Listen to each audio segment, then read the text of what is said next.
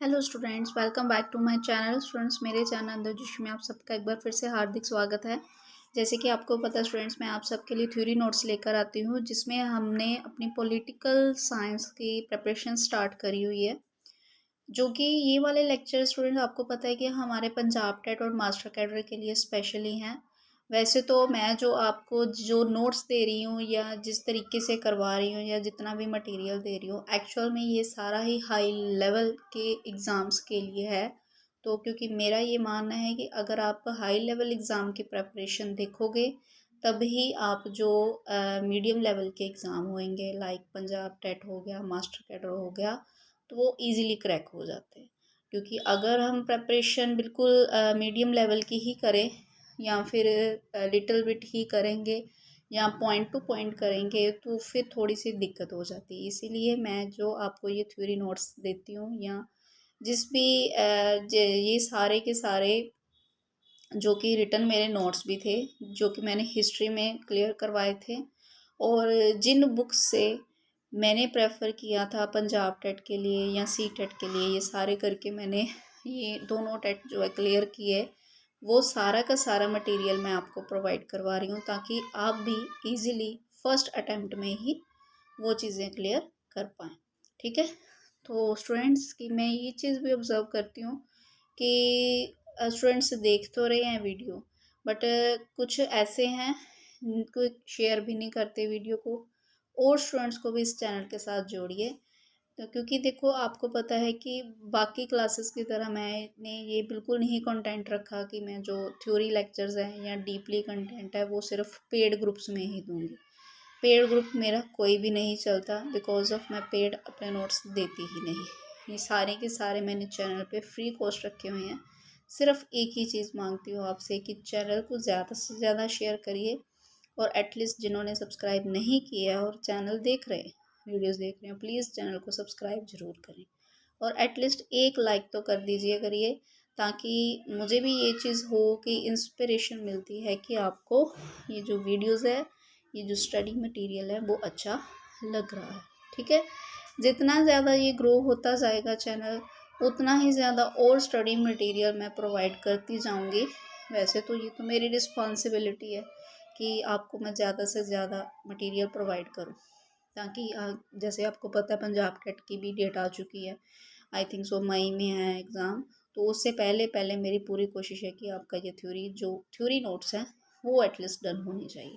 क्योंकि अगर थ्योरी नहीं करेंगे तो हमारे जो एमसीक्यूज़ हैं या फिर जो क्वेश्चनिंग की प्रैक्टिस है वो हमारे लिए थोड़ी सी पॉसिबल नहीं होगी। ठीक है। तो मैं यही मानती हूँ कि हमने सबसे पहले थ्योरी अपनी डन करनी है। थ्योरी अच्छे से हो, क्वेश्चन कहीं से भी आ जाए, वो क्वेश्चन हमारा कभी नहीं छूटता। ठीक है। तो चलिए स्टार्ट करते हैं। आज का हमारा टॉपिक रहेगा संघ सूची, राज्य सूची और समवर्ती सूची के विषय में, यानी कि सेंट्रल गवर्नमेंट या यूनियन गवर्नमेंट, स्टेट गवर्नमेंट और कंकरेंट लिस्ट। यानी कि इन तीनों में सेंट्रल यूनियन के अंडर क्या क्या काम आते हैं, स्टेट के अंडर क्या क्या काम आते हैं, और कंकरेंट लिस्ट यानी कि दोनों के बीच में क्या क्या काम आते हैं। ये पूरा लेक्चर हमारा 3 वीडियोस में रहेगा, जिसमें सबसे पहले आज हम करेंगे सेंट्रल गवर्नमेंट के बारे में, नेक्स्ट वीडियो में स्टेट के बारे में, और नेक्स्ट वीडियो में दोनों का जो मिक्स्ड वर्क है यानी कि कंकरेंट लिस्ट में जो आता है उसके बारे में हम करेंगे। ठीक है। स्टार्ट करते हैं फिर। आज क्या रहता है हमारा, सबसे पहले संघ सूची में क्या चीज़ आ जाती है। ये पहली सूची है। सबसे पहले जो भारत की रक्षा, यानी कि जो भारत की रक्षा का सारा जिम्मेदारी है वो किस पर है, सारी की सारी सेंट्रल गवर्नमेंट पे है। इसके अलावा नौसेना होगी, सेना होगी, वायु सेना और संघ के जो अन्य जितने भी सशस्त्र बल है वो सब किसके अंडर आते हैं, सेंट्रल गवर्नमेंट के अंडर ही आते हैं। ठीक है। सेकंड ये क्या कहता है कि संघ के किसी सशस्त्र बल का अगर किसी राज्य में सिविल शक्ति की सहायता से अभिनियोजन, यानी कि जो जो चेंजेस भी हो गई, ये भी किसके अकॉर्डिंग, सेंट्रल गवर्नमेंट ही देखेगी ये काम को। इसके अलावा छावनी क्षेत्रों में जो स्थानीय स्वशासन है ये भी इसके अंडर है। नौसेना, सेना और वायु सेना, ये तीनों सेनाएं जो हैं इनका वर्क, इनकी जो भी कहाँ कहाँ पोस्टिंग होती है वो सारी चीज़ किसके अंडर है, वो सेंट्रल गवर्नमेंट के अंडर। नेक्स्ट है आयुध, अग्नयुद्ध, गोला बारूद, यानी कि जितना भी विस्फोटक होगा, जो कि देश के पास हथियार होंगे, वो सारा भी किसके अंडर है? सेंट्रल गवर्नमेंट के ही अंडर है। नेक्स्ट आ जाता है परमाणु ऊर्जा और उसके उत्पादन के लिए जो आवश्यक खनिज, यानी कि परमाणु ऊर्जा के लिए और उसकी ज़्यादा से ज़्यादा प्रोडक्शन के लिए जितने भी मटीरियल चाहिए, वो सारा का सारा सेंट्रल गवर्नमेंट ही उसके अंडर होता है। वही उसकी ही रिस्पॉन्सिबिलिटी कि वो सारी इस चीज़ों की देख रेख करे। रक्षा उद्योग भी, इसके अलावा केंद्रीय आसूचना और अन्वेषण ब्यूरो, ये भी इसी के अंडर है। रक्षा, विदेश कार्य और भारत की सुरक्षा संबंधी कानून, यानी कि सारे देश की जो सुरक्षा है और इन्वेस्टमेंट, जो भी देशों में इन्वेस्टमेंट है या फिर जिसको आप फॉरेन पॉलिसी कहते हो, वो सारा भी किसके अंडर है? वो सेंट्रल गवर्नमेंट ही इसके अकॉर्डिंग वर्क करती है। इसके अलावा राजनयिक, परिषदीय और व्यापारिक प्रतिनिधित्व, जितना किसी के साथ ट्रेड होना है, वो सारा भी सेंट्रल गवर्नमेंट के अंडर ही है। संयुक्त राष्ट्र संघ, जो कि संयुक्त राष्ट्र संघ है, ये भी एक सेंट्रल गवर्नमेंट के अंडर ही आता है। अंतर्राष्ट्रीय सम्मेलनों और संगमों और निकायों भाग लेना, यानी कि जितने भी इंटरनेशनल कुछ सम्मेलन होंगे, ऑर्गेनाइजेशंस होंगे, उन सब में जो किसके पार्टिसिपेशन करनी है या नहीं करनी है या कहाँ होने हैं। जैसे ये अभी लास्ट में ही जो G20 सम्मेलन हुआ, ये सारा का सारा जो देख रेख होती है, ये सारा सेंट्रल गवर्नमेंट ही उसके अंडर ही ये वर्क होता है। ठीक है स्टूडेंट्स, ये जो वर्क मैं आपको बता रही हूँ, ये 3 लिस्ट में है। इसमें ये चीज़ डिवाइडेड है कि सेंट्रल गवर्नमेंट के अंडर देश में क्या क्या काम आएंगे, स्टेट गवर्नमेंट के अंडर क्या क्या आएंगे, और उसकी ये सारा उसी के बिहाफ पे है। आगे आ जाता है विदेशों से संधि और करार। अगर किसी दूसरे देश के साथ कोई संधि हो जाती है, तो वो भी कौन करता है? कौन तय करता है? सेंट्रल गवर्नमेंट ही करता है। युद्ध और शांति, अगर किसी दूसरे देश के साथ युद्ध है या शांति पीसफुल रखनी है, तो वो भी सारा सेंट्रल गवर्नमेंट के अंदर ही। वैदेशिक जो अधिकारिता है वो भी, और इसके अलावा नागरिकता, देशीयकरण और अन्य देशीय प्रत्यर्पण करना, पासपोर्ट, वीज़ा, भारत के बाहर के स्थानों के लिए तीर्थ, ये सारा कौन देख रेख करता है? ये सारी की सारी सेंट्रल गवर्नमेंट ही करती है। इसके अलावा समुद्री डकैती और गहरे समुद्र या हवा में किए गए अपराधों, राष्ट्रीय कानून के खिलाफ अपराध, यानी कि अगर इन केस समुद्री रास्ते में कोई डकैती हो जाती है या फिर हवाई हमला कोई हो जाता है, वो सारा उसके बारे में सारा जो कि जितने भी वो कानून है, लॉज है, वो सारे के सारे किसके अंडर ही आते हैं? सेंट्रल गवर्नमेंट के अंदर ही आते हैं। इसके अलावा रेलवे हो गया, जो नेशनल हाईवेज हो गए, ये इन पर भी सारा किसका होल्ड होता है? सेंट्रल गवर्नमेंट का। नेक्स्ट है अंतर्देशीय जल मार्गों पर पोत परिवहन और नौ परिवहन, समुद्री पोत परिवहन, नौ परिवहन, प्रकाश स्तंभ पोत परिवहन, वायु वाहनों की सुरक्षा के लिए, महापतन, पतन, संगरोध, नाभिक और मरीन जो हॉस्पिटल्स हैं ये वाले, और वायु मार्ग, यानी कि और कुल मिला के ये चीज़ है कि जितने भी जो कि नेवी इसका वर्क होता है, नेवी आर्मी का जल मार्ग में, समुद्र मार्ग में जितना भी वर्क होता है वो सारा, और जो जिनका एयरवेज का भी जितना वर्क होता है, वो सारा का सारा किसके अंडर आता है? सेंट्रल गवर्नमेंट ही उसको देखती है। इसके अलावा रेल, समुद्र, वायु मार्ग द्वारा और यंत्र नौदिन जलयानों में जो राष्ट्रीय जल मार्ग यात्री और माल का जो वहन होगा, यानी कि इन तीनों रास्तों से जितना भी सामान आयात निर्यात होगा, इम्पोर्ट एक्सपोर्ट होगा, वो भी सारा किसके अंडर आता है? सेंट्रल गवर्नमेंट के अंडर ही आता है। इसके अलावा डाक तार, जो कि हमारी पोस्ट ऑफिस होते हैं, टेलीफोन बेतार, ये सारी चीज़ें भी किसके अंडर है? सेंट्रल गवर्नमेंट के अंदर है।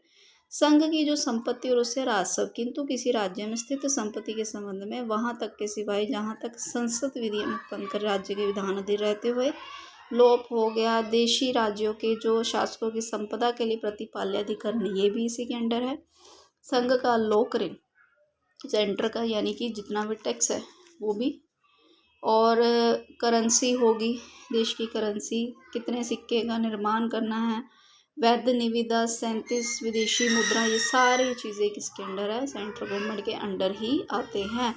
इसके अलावा जो भारतीय रिजर्व बैंक है RBI, ये भी आरबीआई भी किसके अंडर है? सेंट्रल गवर्नमेंट के अंडर ही आता है। डाकघर बचत बैंक भी भारत सरकार या किसी राज्य की जो सरकार द्वारा संचालित लॉटरी वगैरह, यानी कि अगर कोई सेंट्रल गवर्नमेंट की तरफ से कोई लॉटरी का कोई स्कीम आती है तो वो भी सेंट्रल गवर्नमेंट की तरफ से ही होती है भारत में।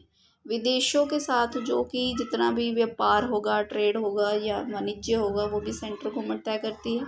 अंतर्राज्यीय व्यापार वाणिज्य, अंतर्राज्यीय यानी कि अपने देश के अंदर अंदर भी जो भी व्यापार वगैरह एक दूसरे राज्यों के साथ होगा वो भी सारा यही देखती है। व्यापार निगमों का, जिनके अंतर्गत बैंकिंग बीमा भी आता है, वित्तीय निगम भी आते हैं, ये सारा भी कौन देखता है? सेंट्रल गवर्नमेंट ही देखती है। अब चाहे ये भी व्यापार निगम हो या नहीं, जिनके उद्देश्य एक राज्य तक सीमित नहीं है, बैंकिंग का जो ऑल सिस्टम है ये सेंट्रल गवर्नमेंट के अंदर ही रहता है।